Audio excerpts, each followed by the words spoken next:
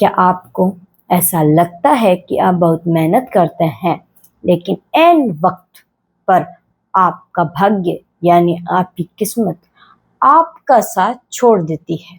या फिर आप उन लोगों में से हैं जो पुरानी परंपराओं और लकीर के फकीर बनने में विश्वास नहीं रखते? नमस्कार, मैं तमन्ना शर्माली।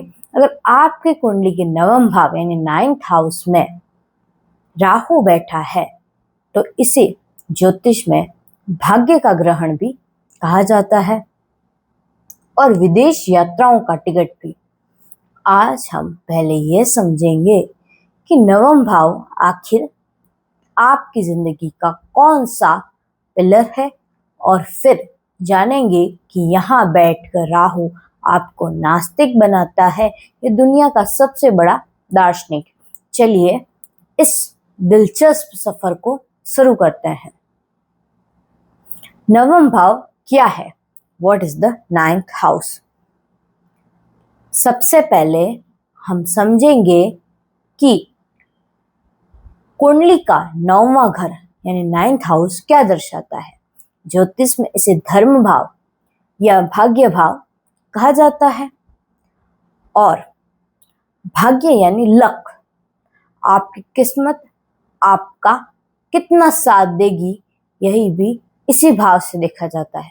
धर्म और विश्वास, ईश्वर और गुरुओं के प्रति आपकी श्रद्धा, पिता और गुरु, आपके पिता के साथ संबंध और आपको मिलने वाली शिक्षा भी इसी भाव से देखी जाती है।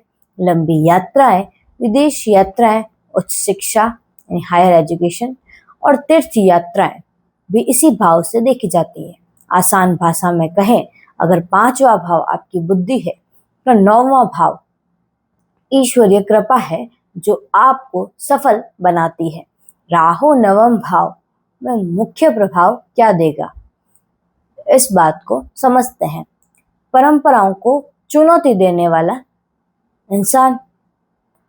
अब यहाँ बैठकर राहु आपको एक विद्रोही सोच देता है। आप पुरानी रीति रिवाजों को आंख मूंद कर नहीं मानते। आप हर चीज के पीछे पीछे छिपे तर्क यानी लॉजिक को ढूंढते हैं। अक्सर ऐसे लोग समाज की रूढ़ियों को तोड़कर कुछ नया करते हैं। विदेश यात्राएं और विदेशी धर्म की बात करें तो राहु विदेशी चीजों का कारक है। 9वें भाव में राहु यह आपको जन्म स्थान से दूर या विदेश में बड़ी सफलता दिलाता है। कई बार ऐसे जातक अपने धर्म से हटकर दूसरी संस्कृति या विचारधाराओं की ओर बहुत जल्दी आकर्षित हो जाते हैं। साथ ही साथ पिता के साथ संबंधों की बात करें तो वैचारिक मतभेद, 9वां घर पिता का भी होता है। यहाँ राहु होने से पिता के साथ विचारों का टकराव हो सकता है। या तो पिता के साथ दूरी रहती है या आप उनकी सोच आपसे बिल्कुल अलग होती है। भाग्य की बात करें तो उतार चढ़ाव।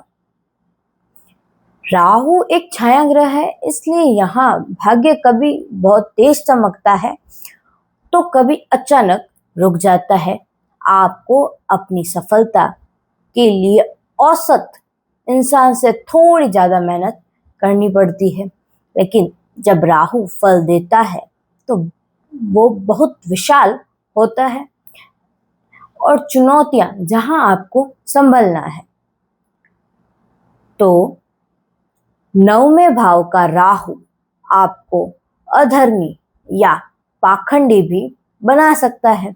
कई बार जातक ऊपर से बहुत धार्मिक होने का नाटक करते हैं या पाखंड करते हैं, लेकिन वे अंदर से कुछ और होते हैं। इसके अलावा यहाँ राहु गुरुओं का अपमान करने की प्रवृत्ति भी देता है, जिससे बचना चाहिए।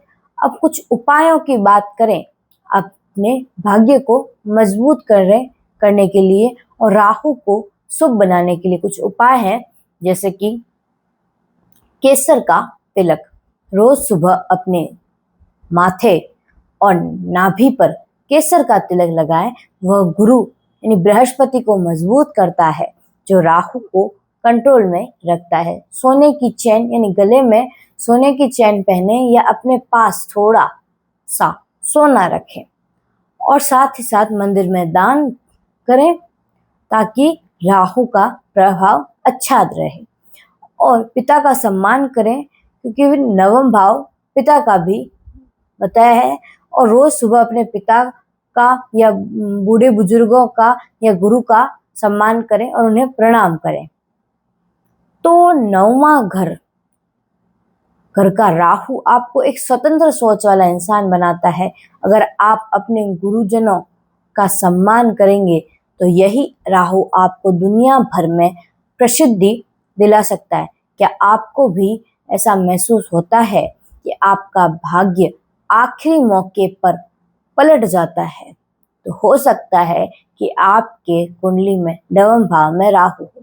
मिलते हैं अगले वीडियो में, तब तक के लिए नमस्कार।